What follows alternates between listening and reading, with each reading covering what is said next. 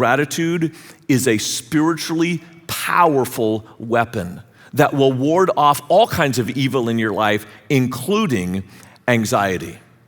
Now, why does it work like that? Well, let me just tick off a few reasons why gratitude is so powerful. One is that gratitude changes our perspective. Anxiety is about the future, right? There's something coming, and future is always fuzzy, it's always nebulous. A future can be insecure, but when you lean into gratitude, that's about your past. And that's a pillar of people who have stood by you and got you to where you are today. So gratitude moves you from an uncertain future to a certainty of God's goodness in your past. But more than that, anxiety is inward focused. Like the times that I've struggled with anxiety, it's like this vortex that just sucks my brain down right into my own chest. And it's all about me, and it's all about what could go wrong. Whereas gratitude is the opposite. Gratitude is not gravitational, it's centrifugal. It throws you ever outward to the goodness of God through the lives of other people. The small kindness of a stranger, the giggle of a child, the beauty of sunlight, all these simple things teach you to lift up your eyes and look at what is around you that God has given you.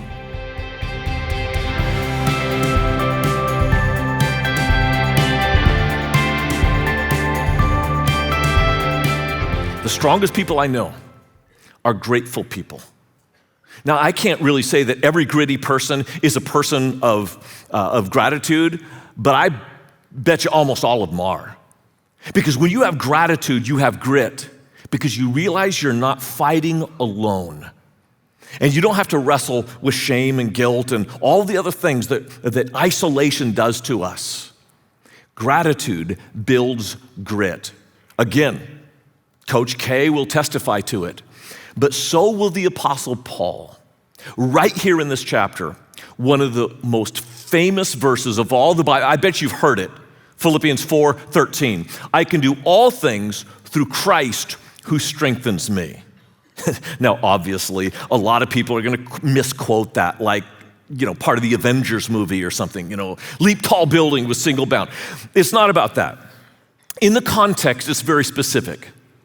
Paul is writing from a prison cell. He has been incarcerated now for almost 4 years. And he hates that. He wants to get out and wants to preach. Instead, he's writing these letters. And he pens this letter to this church of Philippians, one of the first churches he ever planted.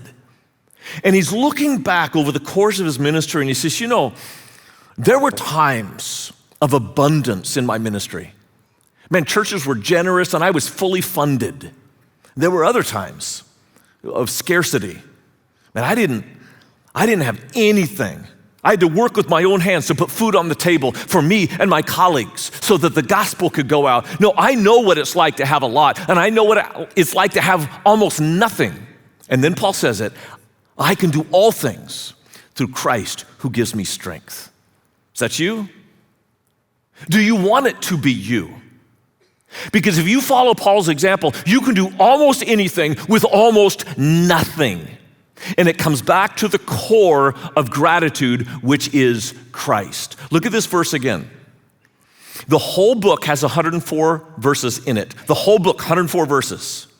40 times, Paul mentions Jesus Christ. That is the secret sauce of gratitude. Coming back to Jesus again and again and again, because Jesus in the Eucharist embodies gratitude. And because he comes from God, he is the embodiment of grace. And because he's gracious, he gives us the Spirit. And when we can keep coming back to Jesus, we'll learn to be grateful people. And I want to lean also into Paul's example here, not just in Philippians. Almost every letter he writes, he ends with a list of names. People who have been the source of God's grace. Don't you find that true? Like when you make a list of all the things you're grateful for, there's almost always a name attached to every good gift of God, because his grace comes through your family, through the people you work with, through your teammates, through your colleagues, even a stranger on the street. And because of that, gratitude creates community.